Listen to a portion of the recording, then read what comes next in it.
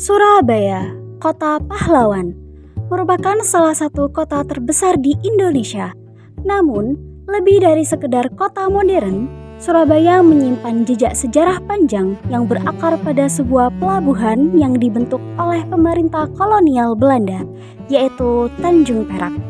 Tanjung Perak memiliki kisah penting dalam perkembangan Surabaya, terutama pada masa kolonial, ketika perannya sebagai pelabuhan utama membawa pengaruh besar dalam proses urbanisasi dan transformasi kota Surabaya.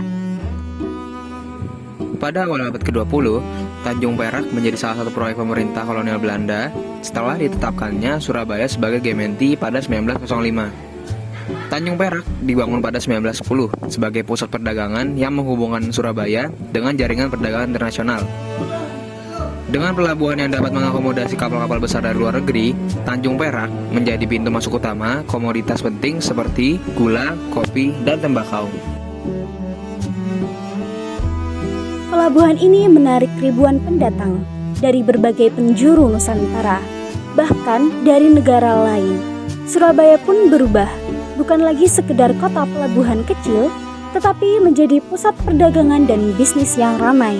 Infrastruktur baru dibangun, dari jaringan rel kereta hingga perkampungan dan area industri untuk memenuhi kebutuhan yang terus meningkat.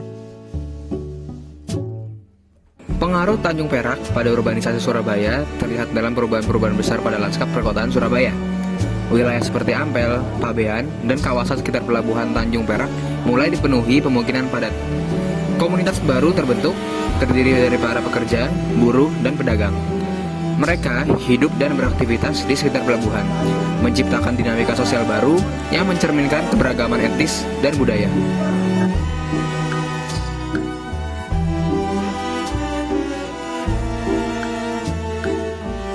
Di sisi lain, urbanisasi juga memperlihatkan perbedaan kelas yang mencolok.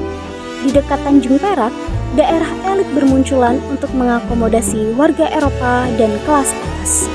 Bangunan kolonial dengan gaya arsitektur khas didirikan di tengah kota, menciptakan lanskap urban Surabaya yang kaya dengan perpaduan budaya lokal dan Eropa.